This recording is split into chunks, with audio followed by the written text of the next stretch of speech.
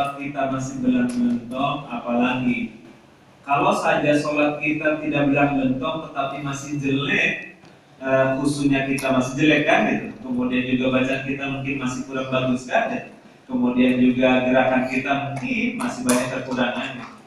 Itu apalagi, bapak-bapak, kalau saja sholat kita diterima, Masya Allah, ini ayo bareng-bareng menjadi perhatian hadis Rasulullah. Kalau saja sholat kita hebat, kalau saja puasa kita hebat, ibadah-ibadah kita hebat semua, diterima semua gitu Pak. Padahal sholat kita kan masih Masya Allah gitu. Khusyuk, pernah belum Pak sholat khusyuk? Allah amal bisa gitu ya. Allah Akbar masih sapa gitu ya, masih anak, kira-kira gitu kan. Artinya sholat kita ini relatif masih banyak kekurangan, masih harus terus belajar. Ini bapak-bapak hadis ini, kalau saja sholat kita hebat, kalau saja puasa kita hebat, kalau saja yang sudah zakat kemudian zakatnya diterima hebat juga, hajinya juga hebat, kemudian juga ngajinya juga hebat lah kira-kira. Ibadah-ibadah yang dilakukannya pokoknya istimewa semua, diterima semua. Aku bapak-bapak dan ibu-ibu. Kata Rasulullah, ummati la yadkhuluna al-jannah bi kasratis shalah wal siyam.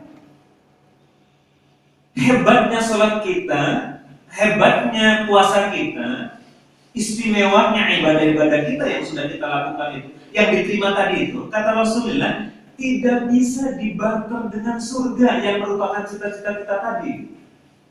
Tidak bisa kehebatan sholat kita ini kemudian kita ngomong sama malaikat Ridwan gitu, ini saya puasanya hebat gitu, sholatnya hebat gitu, saya pengen surga sih gitu. Malaikat Ridwan akan jawab, gak bisa. Surga yang sedemikian istimewa itu kemudian ditukar dengan ibadah kita yang mungkin hanya berapa tahun saja. Ibadah kita berapa tahun sih?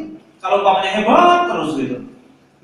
Kalau umurnya 70 berarti kan kalau dihitungnya dari badan berarti cuma 55 ya kan? Ya. Kalau umpamanya umurnya 70, karena dihitungnya kan mulai balik gitu. Kalau umurnya kita 60 berarti dikurangi 15, kalau laki-laki berarti kalau perempuan 9 tahun, kalau 10 gitu. Berarti kalau umurnya 50 tahun dikurangi berarti cuma 25. Ibadah kita itu pun nggak tahu diterima banyak kan gitu. Ini kalau saja diterima gitu, kemudian kita ibadah selama hidup kita, selama balik kita itu kemudian ibadahnya diterima gitu. Itu kata Rasulullah tidak bisa membeli surga kita. Tidak bisa kemudian kita tukar ibadah kita dengan kunci surga buat kita. Lalu yang bisa memasukkan kita ke dalam surga Allah apa gitu? Ternyata bukan sholat kita, ternyata bukan puasa kita, bukan ngaji kita, bukan ibadah-ibadah kita yang kita lakukan yang hebat tadi, yang istimewa tadi. Lalu apa bapak-bapak? Ini menjadi perhatian buat kita semua, buat kita. Walakin yarhamuhumullahu ta'ala. Masuk surga itu sebenarnya adalah bukan karena sholat kita, bukan karena puasa kita, bukan karena ngaji kita hebat dan rajin, tetapi karena kasih sayang Allah sama kita. Tentu ketika berbicara kasih sayang, tidak semua orang dong dikasih rahmat sama Allah gitu. Lalu kepada siapa Allah ngasih rahmat? Ilustrasi kepada anak-anak kita saja Pak, ilustrasi anak-anak kita saja. Kalau kita punya anak berapa yang paling banyak? Punya anak berapa? Oh cuma 2. Siapa yang paling banyak anaknya? Saya cuma. Umpamanya anaknya 5 Pak. Kemudian yang satu datar saja gitu.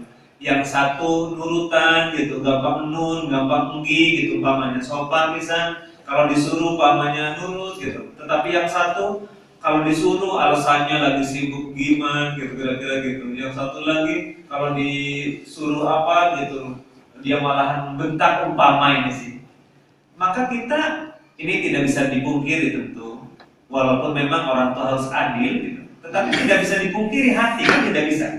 Kira-kira Pak kalau tadi model anak kayak seperti tadi, kepada siapa kita kecenderungan memberikan kasih sayang lebih kepada anak yang model-model itu? Pasti secara pasti itu alami sekali, pasti memberikan perhatian kita, sayang kita adalah kepada orang yang, pada anak yang paling istimewa tentunya gitu, yang paling nurut gampang. Nah kira-kira gitu Ibu dan Bapak.